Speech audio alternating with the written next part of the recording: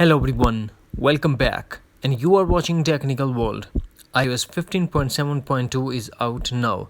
Today in this video, I'm going to show you how to fix iOS 15.7.2 is not showing in your iPhone. So without wasting any time, let's get started. The first thing that we have to do, we have to go to General, tap on VPN and Device Management.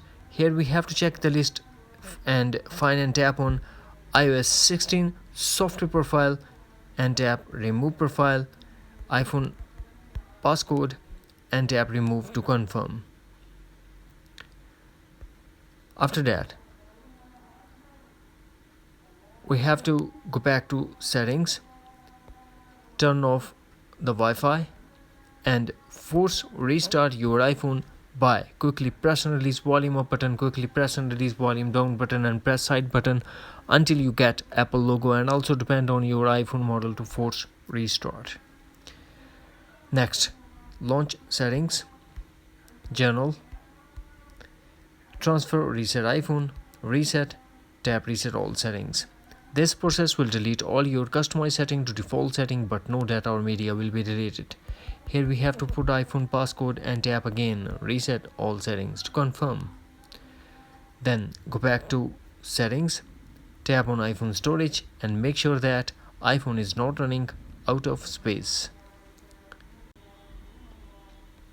Then go back to settings, tap on battery and charge your battery maximum 85% and also disable the low power mode.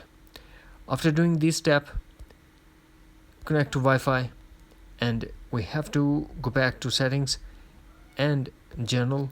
Here we have to tap on software update and update your iPhone to a latest iOS version, iOS 15.7.2. Here we go. That's it. Hopefully friends, you found this video helpful, so please do like, share and subscribe. Thanks for watching. Take care. Bye-bye.